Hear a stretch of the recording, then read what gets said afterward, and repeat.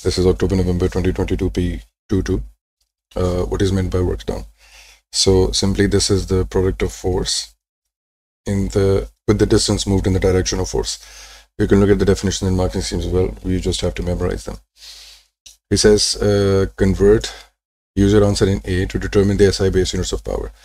So power is equal to work done divided by time, right? So we know that work done is F into D divided by T, and we know that F is equal to MA. So let's replace everything in terms of base units. So this is kg, ms minus 2 for acceleration. Then we have distance as meters, and then we have time as seconds. When you perform simple calculations in terms of algebra, you would realize that this becomes kg m2 s minus 3, because this s is going to go up, becoming s minus 3, and this m multiplied with m becomes m square. So these are the units for power. Then he says calculate the value of V. So simply we put in the values given in the question as such. So this is P equals to V cube B. P is 84, so 84 into 10 raised to the power 3 equals to V is what we want to find out, and B is 0.56. So V, after taking the cube root of the answer that you get before, V is going to come out as 53 meters per second. Okay, so determine the absolute uncertainty in the value of V. So first we see what will be the error function of V. You see the formula is P equals to V cube B. If you want to find V, that would be the cube root of P divided by B, right? And if you want to make the error function, then that would be V equals to, let's say, P raised to power 1 over 3 and divided by B raised to power 1 over 3. So this would become delta P divided by P plus delta B divided by B. What is this delta? Delta is the error percentage. Right now it's the percentage, but it would be absolute error. But since this has a power in it, so the power is multiplied by the rule. Now, when you just take this delta P by T and multiply this with 100, and take this delta B by B and multiply this with 100, you will get the percentage uncertainty of the individual quantity. So we already have that in the question, which is 5% and 7%. So the answer of this was going to be 5%, for example, and this was going to be 7%. Now these are being multiplied with 1 over 3 plus added together and 1 over 3. So that's why in the marking scheme you see directly written as 5% plus 7% divided by 3. Anyways, when you do that, you can do that directly as well. So the error comes out as 4%, but 4% in what? 4% in 53. So you simply multiply 0.04 by converting this, multiplied by 53, and you get the answer as 2.12. So that means that in the value of 53, there is an error of plus minus 2.12, but we don't write errors in 3 significant figures. We write them in 1 significant figure. So this is going to be rounded off to simple 2. Moving on to question number 2. This is about upthrust, buoyancy, and simple mechanics and dynamics. A spherical balloon filled with a mass of gas is probably underwater, I think. Yeah. So is held under ground force with a string attached. Okay, fine. The density of the air, so it's under air, under the influence of air pressure. The density of air is this. The upthrust acting on the balloon is 0.071. So upthrust is 0.071 newtons. And he says that the upthrust, okay, is negligible. By using Archimedes principle, calculate the radius out of the balloon. So the formula it goes for the upthrust is F equals to rho GV. Now the upthrust is given to us as 0.071. The rho in which the system is present is 1.2.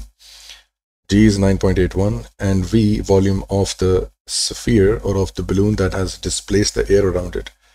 So V comes out in the first stage as 6.03 into 10 raised to the minus 3 meter cube. Since we want to find out the radius, we know that the volume of sphere is 4 over 3 pi r cube, which is now equal to 6.03 into 10 raised to the power minus 3.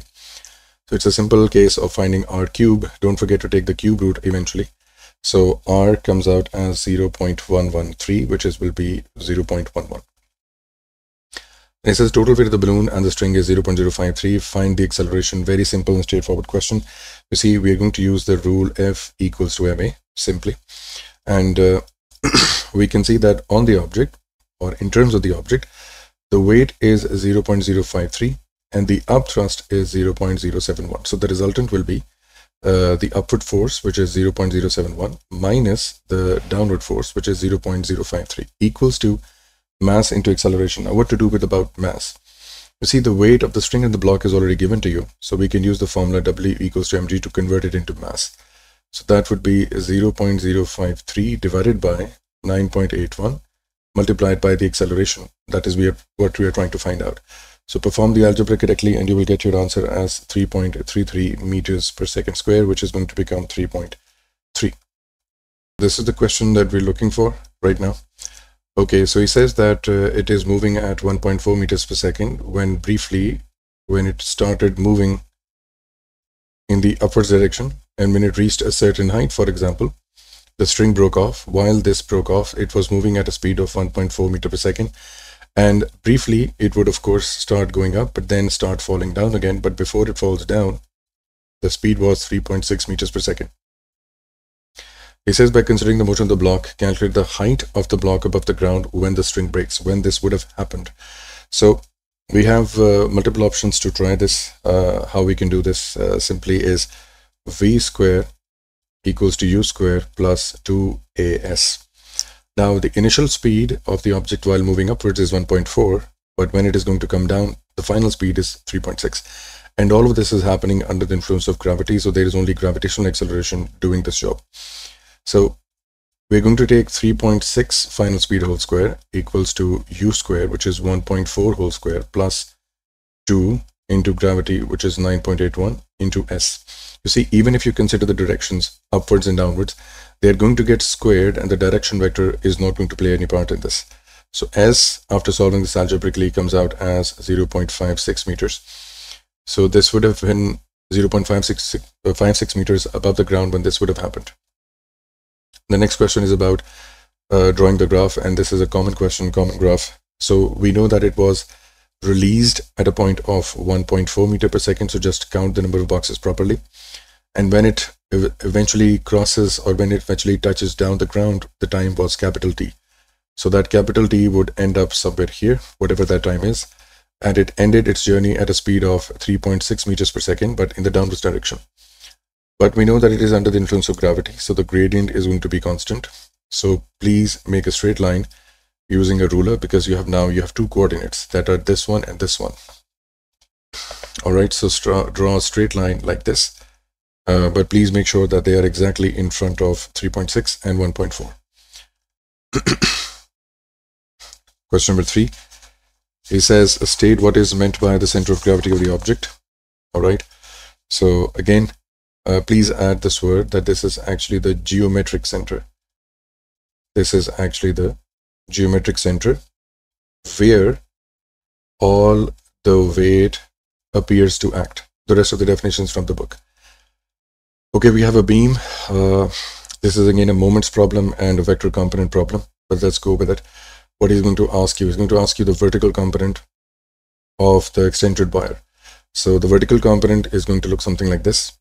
It is going to be this one, actually acting at this point. But to make it easy, I'm going to show it how it's going to be. So this is going to be in front of the angle. So this will be 45 sine of 37. And another component acting in the same way is the horizontal component, which is going to be in this direction, but it's not going to take part in the moment question, which will be 45 cos of 37. So let's get rid of this and only focus on this one for now.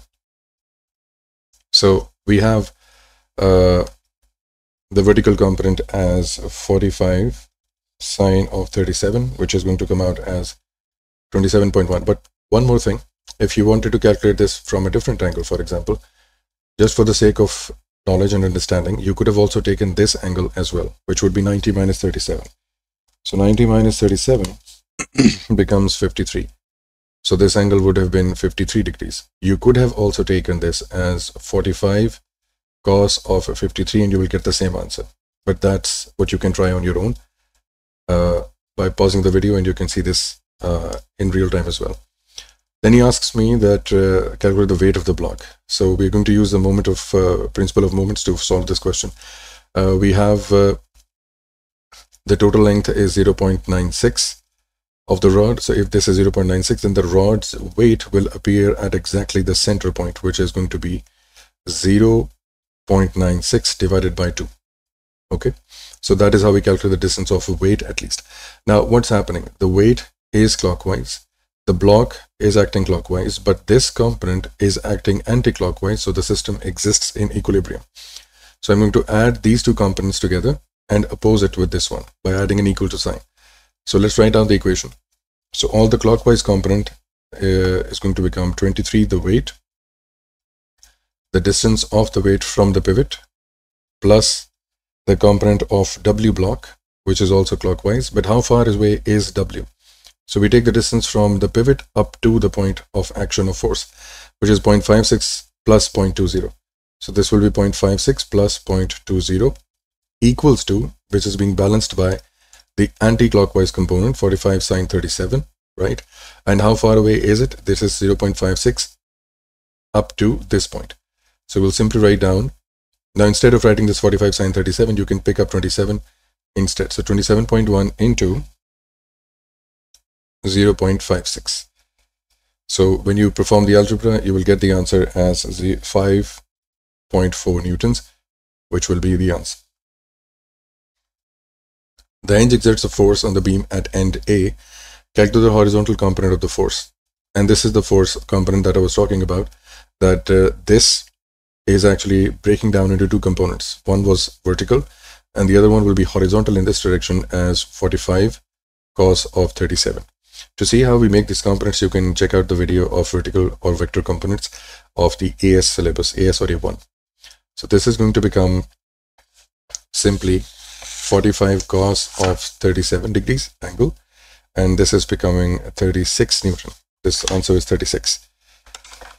Okay, so then he says, what's going to happen if you move D closer to the beam, or closer to the wall at least? So what will happen? If you start moving this block closer to that beam or closer to the wall, its moment will start decreasing. So we had the moment as W multiplied by 0.56 plus 0.2. Now if you start decreasing the distance D from the pivot, the whole answer becomes smaller. Now when the whole answer becomes smaller, this component or this factor of addition or subtraction starts getting small. Now, even if you take this component over there and subtract this value, your answer of weight is not changing, but the moment this one creates is going to decrease. Now, when this moment decreases, the tension required to maintain the balance will also decrease. It will not put such a load on this wire, because the wire's vertical component has to hold all of this back, right?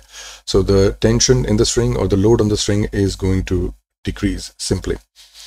Then we have the stress in the wire. This is from deformation question. So he says we have given the stress replaced with the second wire that has a radius which is 3 times as greater. Now if the radius is 3 times, then the area becomes 9 times. We know that because area is equal to pi r square, and area is proportional to r square. If area was standard simply r, then there would have been area as a.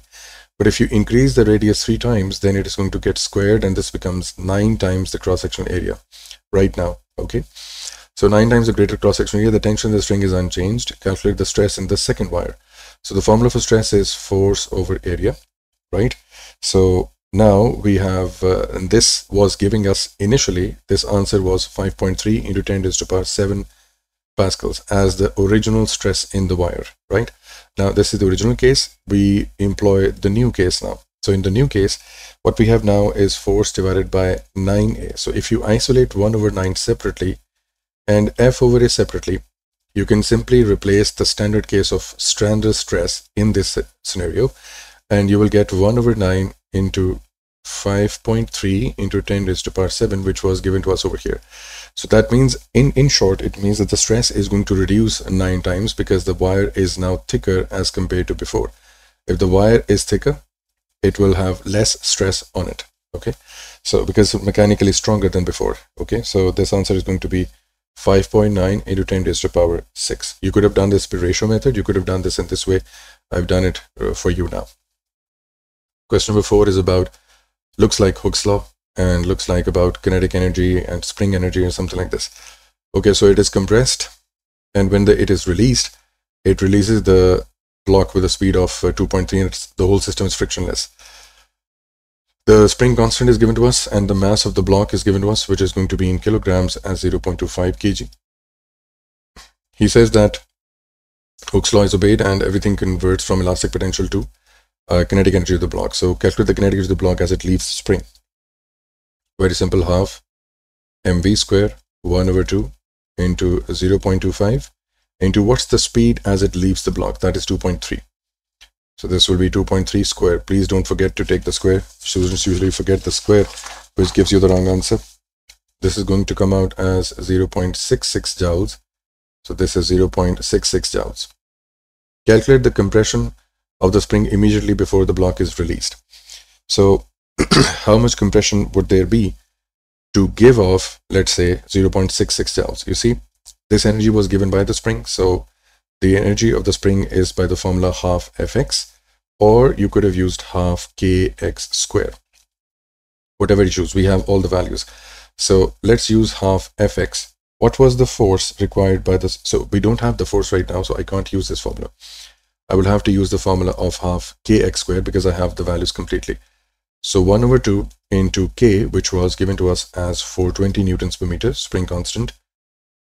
420 into the spring's extension equals to 0.66 because the spring gave this energy. So whatever kinetic energy is possessed by the block was invested by the spring. That's why we're getting this with 0.66. So when you solve this, your x is going to come out as 0.056 meters. Be careful, this is meters. If you're solving with this, if you're solving this with reference to, let's say, centimeters or something else, then please convert this back into meters. So 0.056. But naturally, since the spring constant is in newtons per meter, you might not have to do this. You will always directly get this answer. Now part C says that after leaving the spring, the block moves along until it hits the barrier with the speed of 2.3, comes back with the speed of, now this question is becoming the question of momentum, 1.5, and moves back to the original path. Okay, so this is what's actually happening. This is the wall, this is the path of the block, right? So the block was moving with a speed of 2.3 meters per second. It collides back with a speed of 1.5 meters per second. So there is a change in momentum. All right, so change in momentum will be equal to final momentum minus initial momentum. But since mass is common, let's take that as common. Now let's take the right side speed as positive and the left side speed as negative. You'll realize that this negative of the formula is going to make this speed as positive. So directly we can write down them as addition. For example, if you take this as negative 1.5 final velocity, so this will be 1.5 minus plus 2.5 or 2.3, the original case. Or if you had taken the option in the other way around, what would have happened then? You see, if you take this as 2.3 minus 1.5, then this again will be added together because negative minus negative multiplied by negative is positive. So what I tell my students generally is that if there is a change in direction, then don't wait for this sign convention. Just add the velocities together because we know that the change is actually greater, right? So this is going to be 2.3 plus 1.5. When you're done calculating this, you're going to get the answer as 0.95 Newton seconds. And moving on, the resultant force, very simple. So F is equal to rate of change of momentum. So the change in momentum is 0.95, and it all happened in a time frame of 0.086 seconds. So 0.086 divided by the change in momentum is going to give you the answer of 11 newtons. Then he tells you to find out what the variation of the graph is going to be, which is going to, in terms of elastic potential energy, how do you justify this? So we know that kinetic energy is equal to the elastic potential energy. So this is half mv square being equal to half kx square, right? So we know that kinetic energy is being invested by the spring.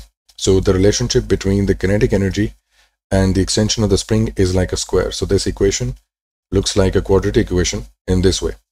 So this is going to be a graph that looks like this. Similarly, to an equation that is going to be like this. So y is equal to x squared plus 5x minus 7, something like this. You do this in mathematics as parabolic equations. So the first half is what we are imagining over here. And this is a common answer. We understand how these graphs are going to be made. Okay. All right. So then we have a question of stationary waves, I believe. Yes. He says progressive waves. Okay. Yes. Progressive waves. meet to become stationary wave.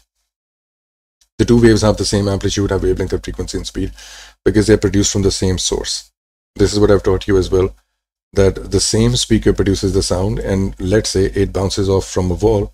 Now we are also producing the sound, and we're also waiting for the sound to come back. So this is how stationary waves are produced. They all have the same things because the source is the same. Anyways, state the other condition that must be fulfilled for these two. So everything that is mentioned is correct and accurate. One thing that is missing is that they should be moving in the opposite direction. Only when they encounter each other is a stationary wave going to be established. So they're moving opposite directions, or they're moving opposite to each other at least. Part B, a stationary wave is formed on the string, okay, fine, between A and B, right? At time t, whenever he says time t equals to 0, it means that at the beginning of time, or at the beginning of discussion at least, this is what it looks like. The distance AB is 0.08. The period and the frequency of the stationary wave is this. So we can find the frequency if we wanted to. So that would have been 1 over 0.016, but that's not required right now. He says what's going to be the time, what's going to be the shape of the wave after 0.04 and 0.024. You see, what does this time period actually mean? The 0.016. It means that any phase or any part of the wave, let's consider this one, or let's consider this one, or this one, does not matter, is going to go back up and come down again to the same starting point in a time frame of 0.016 seconds. He says what's going to happen after this time has passed by. So let's try to understand this. Let's try to divide this into two parts. Okay. So if this is 0.016 for the whole journey, then it would be half for the single journey. That would have been 0.008. Simply dividing 0.016 with 2. 0.016 divided by 2 gives me 0.08. Okay.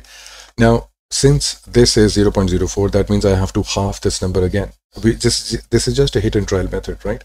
But once you understand this, you will immediately, this will immediately click you in your brain that this is what he expects from you.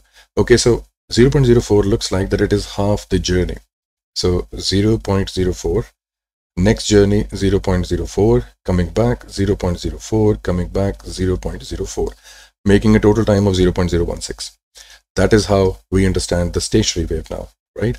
So that means that after 0.04, every particle would have come back to its original position. That is this one. So what is this line going to look like? And every part of the wave is going to come at this point. So what will this look like? This will look like a flat line after 0.04 seconds have passed by. So I make this flat line along this dotted line and label this as P. Similarly, in the next phase, he's asked me that 0.024. Now, first thing to notice is that it is greater than 0.016. So that means at least one wave cycle has completed its life. So to simply test this, I would 0.024 minus 0.016. That gives me an answer of 0.08. This gives me 0.08 seconds, which means one wave has completed its life, which means that this wave started, got up, came back, 0.016 seconds have passed by. So now I have to think after this wave, after this shape has been created. So how long is it going to take, or how much later should I think about it? So I should think about it later in terms of 0.08 seconds late. What's going to happen after 0.08 seconds now? So we know that one side is 0.04, the next is 0.04. So this is why you're going to look at this wave and it's going to look like this to you, being exactly opposite to this one, because every particle would have been on the opposite side of its life cycle, right? So it took 0.08 seconds to go here and then 0.08 seconds to come back if it was a complete wave. But since he's asking us to just draw one 0.08, so this is what you will see, and this will be labeled as the line Q. This is a repeated question again and again, so I hope that we are clear about this. Determine the speed of the progressive wave along the string. So no issues. V equals to F lambda. The frequency is given to us as 0.016, and lambda is given to us as, you can see, the distance between, yes, this is the distance between A and B is 0.08. So how many wavelengths are being created in this region? So we have this one wave. This is wave number one. This is lambda. And then we have another wave like this one. So this is lambda. So I have two wavelengths within a distance of 0.8. So 2 lambdas in a distance of 0.8. So 1 lambda would have been equal to 0.4 meters, or this one wavelength is a 0.4 meters. So I will write down 0.4, and when I calculate this, I come down as 0.25 meters per second, right? Now this question is also interesting in terms of polarization, a concept that I've discussed in P1 MCQ of I think the same paper as well. It's about the change in angle, what gets you. Okay, so let's see. So I can see that in the next stage the angle becomes 90 degrees. So first the wave is polarized along 30 degrees, then it's polarizing on 90. Notice that from 30 degrees to go up to 90, it has to undergo a change of 60 degrees.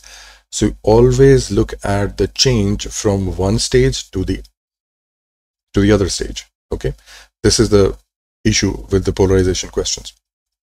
You sometimes put cos 90, but you forget that it was already polarized before at an angle of 30 degrees. So today we are going to discuss the change, not the current angle. Current angle is not important. Okay, so he says that it is introduced at a density of I naught. This is I1, so he wants you to find out the ratio of I1 to I naught. This is a formula that we already have, that received intensity is equal to the output intensity, which is going to be after the filter, is I equals to received multiplied by cos square of theta. So if I look at the first situation, I see that I1 is on the output side. So I'm going to label this as I1. And what did it receive? It received I naught before the filter. So I naught is already as it is. So the angle between the polarizing or the radiation and at least the filter is 30 degrees. So this is going to, let's take I naught over there so that it looks like the question. So I1 divided by I naught is equal to cos square of 30. For God's sake, first take the 30 degrees of cos, then take the square of this. So it's going to be something like this. First take the cos of 30 and then take the square. So this is going to come out as 0.75. Now when you move to the next question, okay, we realize what's actually the problem. The problem is that he's comparing I naught with I2. For example, he's comparing this I naught with this I2. Now we received the radiation as 0.75 after the first filter. What is going to happen after the second filter? You see, I can make this equation that the received intensity I2 is equal to the input intensity, which is I1, cos of square, but what will be the angle? The angle is not going to be 90, it will be 60, because it has been polarized along 30 degrees first, and now the change from 30 is 60. So I will put in 60 over here. Now when you calculate this, you're going to get the answer as 0.25. So this filter is decreasing the intensity by 25% or 75% to 25%. The current intensity is 25%. Okay. Now we started off with the first filter with 100% intensity. The first filter reduced it 25%. Now the current intensity is 75%. This 75% is further reduced 25% to become I2. Or you can look at it from this way, that if you wanted to find I2, that would have been I2 divided by I1, because that is what it receives, multiplied by I1 divided by I naught, because this is what received by the first filter, and this is what is received by the second filter. So when you do this, you notice that I1 cancels out, and you get the ratio I2 divided by I naught. This is one way to look at this. Another way to look at this is that what did you get after the first filtration? You get 75% intensity. So the first filtration gives you 75% of the original, which was I naught, right? And now it gives you 25% of what was received after the first filter. So this is going to be a simple multiplication or the ratio of this. So this is going to be 0.25. This comes out as 0.1875, giving you the answer of 0.19. All right. And you realize that this will actually go like this. So this is going to be cos square of 60 multiplied by cos square of 30. So one way filtration, then the other way filtration, and so on and so forth. So they get multiplied after each polarizing filter is encountered. And remember, the angle is not the current angle, the angle is what changed, right? Okay, so electric potential difference. So we understand that this is this discussion of voltage per unit. Voltage is work done per unit charge. You just define this definition, that is the energy, because it has work done, transferred or given per unit charge from what? Because this is potential difference, this is likely going to be talked about as an appliance or the user or the resistor, right? So when it's about the user and the resistor and the consumer, we talk about it potential difference. If it's about the source, we talk about it as EMF, electromotive force. So energy transferred, because EMF is also work done by charge, PD is also work done by charge. But what's the difference between them? The difference simply is such that this for potential difference will be energy given to the appliance, and in terms of EMF, it will be energy given to the charge from the battery, from one form to another. So what does potential difference do?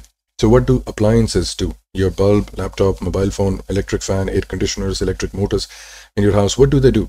They receive electrical energy and convert this into other forms. So potential difference is measured across those elements which convert electrical energy into other forms, because they are the appliances. They are using the electrical energy, right? If this would have been for EMF, then you would have written down the second statement as other forms to electrical, right? Okay. A simple circuit is given without any values. He says the resistance X is greater than resistance Y. Okay, so let's say this is 2R and this is R. Say, explain which resistor dissipates more power. No problem in that. If this is EMF E, it will be shared between this resistor and this resistor.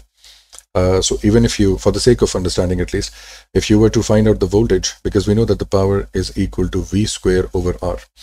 And if I find out the voltage by voltage divider rule, so 2R divided by 2R plus R into the EMF, this is going to be 2 by 3 times the EMF.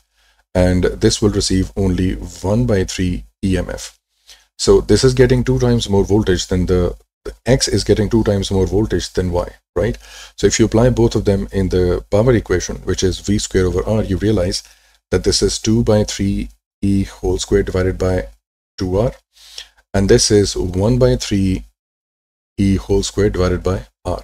So this is going to give you a smaller answer. This is going to give you a larger answer, even in terms of mathematics as well. You can choose these ratios, you can put these ratios and then try to solve it. This answer will be larger, this answer will be smaller in comparison to each other. So how to reason with this, how to explain, state and explain. So you simply first state that the power of X will be greater than the power of Y. You can write this down in English, of course. So, and where do you start? Where do you begin with the reason? You say that the voltage of X is greater than the voltage of Y according to the potential divider rule. And since power is equal to V square over R, the power of X becomes greater than the power of Y. Or you can say that X is dissipating more power, because this is the word that he uses, is dissipating more power than Y. And I've explained you the mathematics of it as well. You can, again, I'm telling you, you can try this again. This will be 4 by 9 divided by 2 E squared by R, and this will be 1 by 9 into E squared by R. You can just calculate this on the calculator and you will see this will be a larger answer than that one. Okay, this is a PEL combination, so some things are given to us. Okay, let's say this is the internal resistance, by the way. The total charge, 650 coulomb, passes the resistor P in a time 540. So this is talked about as P. Okay, we can find the current if we use this. So this is what he says, the current in resistor P. We have I equals to Q by T, the basic formula for current, which will be 650 divided by 540. So the current through the resistor P comes out as exactly 1.200 something. So this is going to be 1.2 amperes. Let's go back to the drawing and write this down over here. So this is 1.2 amperes. I can predict what the current the battery might have generated. That would be according to the first law of Kirchhoff, right? Kirchhoff's first law says the current entering a junction is equal to leaving the junction. So what is the current entering the junction? So that is simply an algebraic addition of 4.5 with 1.2. This is going to be, I believe this is 5.7, yes. So this will be 5.7 amperes, right? So the battery is generating 5.7 amperes of current, which out of 5.7, 1.2 goes to this branch and 4.5 goes to this branch. Again, they get combined over here, just like simple traffic example, and goes back to the battery at 5.7 amperes. Okay, so the potential difference across the resistor P, no problem. So we have V equals to IR. We found the current. We know the resistance of P, probably, I think. Do we know that?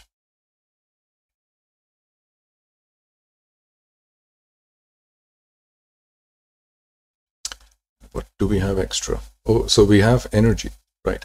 So it says P consumes 4800 joules, right? Okay. So 4500 joules in a time of 540 seconds. So we do have a formula that links power and resistance. What formulas do we have? P equals to IV, P equals to I square R, and P is equal to V square over R. Okay, and power is equal to energy divided by time. What do we have?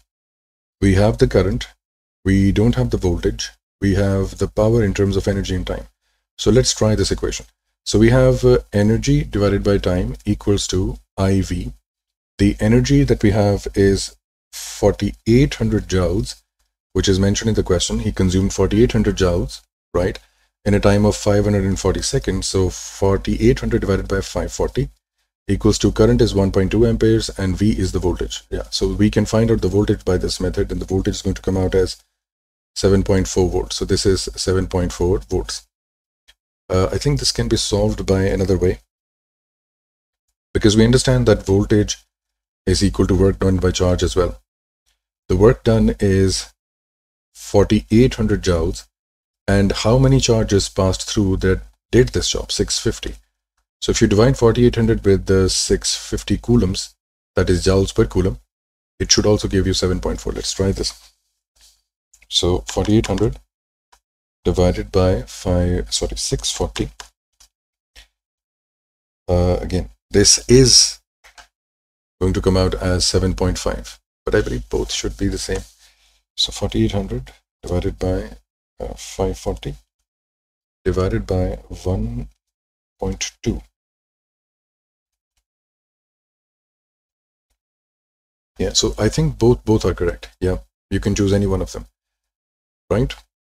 Okay, so the internal resistance of the battery.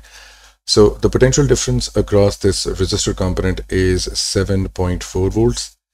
This will also be 7.4 volts because they are in parallel, so the voltage is going to remain same in the parallel. Now the EMF was 9 volts, right? You give 9 volts and it is receiving, the circuit and the external side is only receiving 7.4 volts. Where did the rest of them go? The internal resistance consumed the rest of the voltage. So simply we can say that the rest of the voltage, 9 minus 7.4, is being received by the internal resistor. And the current passing through the internal resistor is 5.7 because it is connected in series. So 5.7 into the resistance, which is R, we can find out the resistance. So resistance is going to come out as 0.28 ohms. And let's see, let's redo this example to see whether is it losing that much amount of voltage or not. So 5.7 multiplied by 0.8 by V equals to IR. So this is going to be 5.7 multiplied by 0.28. The voltage consumed by this is 5.7 multiplied by 0.28. This comes out as 1.596. So let's make this 1.6 volts. So yes, 1.6 are being consumed by this resistor. And out of 9, when 1.6 are consumed, on the outside, 7.4 are available. So yes, the calculations at least check out. Okay, so we've done this part on the diagram. Question number 7, last part for description of the atom of uranium. This is from radioactivity, and of course this is based on memory, only memory. So when you have to describe the structure, you have to talk about protons, neutrons, and electrons. Since he's talking about the atom, you have to talk about electrons. If it was written as the nucleus, for example, if you had nucleus, then you would only talk about protons and neutrons. So this is an important distinction. So we can see that there are 92 protons. So 92 protons and 92 electrons because it's a neutral atom. What about the neutrons? So we simply subtract 238 with 92. So 238 minus 92 gives me an answer of 146 neutrons. So write down 146 neutrons. And of course, you can phrase this in English, the whole paragraph. You can mention these numbers, that you will get the full credit for this. It says that it emits this radiation. Okay, fine, for nucleus X. Yeah, now this is a good question. Charged by mass for nucleus X. What are we missing? So on the upper side, I think 4 is missing, and on the lower side, 2 is missing because charge and the nucleon numbers are conserved through a nuclear radiation process. That's how we know this. Because adding 234 with 4 should give me 238. Adding 90 with 2 should give me 92. So yes, it looks like an alpha particle, which is alpha 42, right? What is the mass of the particle? Because it has 2 protons and 2 neutrons, it is actually 4 times the atomic mass unit, which is 4 times U. So 4 times 1.66 into 10 raised to the power minus 27 kg. Why do we take this 1.66? Because as long as the elements of protons and neutrons are inside the nucleus or a part of the nucleus, every single one of them has a mass of 1.66 into 10 raised to the power minus 27 kg. This is what we talk about as atomic mass unit. This is what AMU is equal to. If they were outside the nucleus after providing the binding energy and they've been broken down into smaller particles, for example, they are now separated from each other, then yes, protons and neutrons have a different mass, right? But right now they are inside the nucleus, so I'm going to take this generalized mass for all the particles. So calculated the mass. Let's talk about the charge. So since it's an alpha particle and it has 2 protons, right? And since he's talking about the nucleus, right? So we are only interested in the nucleus bit. We're not interested in the electrons. So it has 2 protons. So it will have 2 times the electric charge of standard quantized electron, which is 1.6 power minus 19. Okay. So simply straightforward. Let's put this into the equation. So this is 2 multiplied by 1.6 into 10 raised to the power minus 19 divided by 4 into 1.66 into 10 raised to the power minus 27. So this comes out as 4.8 into 10 raised to the power 7 coulombs per kg. So this is going to be 4.8 into 10 raised to the power minus 7. Now, one thing to notice here, what is the significance of charge to mass? What is the significance with Q by M? What is the meaning of this? Basically, in physics at least, this acts as the identity of the particle. You see, no other particle is going to have this value. Only alpha particle has this value. Or any other particle, which is none other than alpha itself or helium nucleus, which is going to have 2 positive charges and 4 times the atomic mass. So this is actually acting as a fingerprint or an identity for any particle that is going to come out of radiation, right? Or even for that matter in chemistry as well. Okay, so 2 particles P and Q consist of 3 quarks. Okay, so they basically belong to the hadron family, right? And from hadron, they are the baryons, because baryons have 3 and mesons have 2. So hadrons are the people who have quarks in them. They are made out of quarks. Mesons have 2 quarks, one quark, and the other one is antiquark. Baryons have 3 quarks in different configurations: up, down, top, bottom charms, so on and so forth. He says this is up quark, there is a down quark. Okay, fine. P has overall no charge. Okay, this looks like a neutron. Q has an overcharge of 3 elementary charge. He says show what the composition may look like. So you have to try. The up charge has a value of plus 2 by 3e and down has 1 by 3e. So let's try this. So particle P particle, let's try to predict for this one. This will be up, down, down. How can you verify this? Plus 2 by 3, which is this one, then minus 1 by 3, then minus 1 by 3. This is going to come out as 0. So no charge, no overall charge. Okay, fine. 3 quarks completed, quark 1, quark 2, quark 3. So now I have to fill in the blanks for the second part. I need to have arrangement of 3 and it wants to have a charge of 2 by 3. So I'm going to start with more number of up charges and less number of down charges. I can't have 3 up charges in this because that will leave a fraction of 1 by 3 mathematically speaking, right? I need a plus 2 exactly as a whole number. So I'm starting with 2 ups. So this is up, up and down. Then I will try something else. So plus 2 by 3, plus 2 by 3 and minus 1 by 3. And if you're unable to do these calculations in terms of at least LCM, or if you're weak in maths, please use the calculator to do this for you, right? Use the fraction symbol of 2 by 3, then plus 2 by 3, then minus 1 by 3. Simply use the calculator for this. And I believe so that your answer is going to come out as plus 2u. So yes, the configuration for this is this one. This is quark 1, this is quark 2, and this is quark 3. So I've filled in all the places or the requirements of the quark composition, and this is going to be your answer.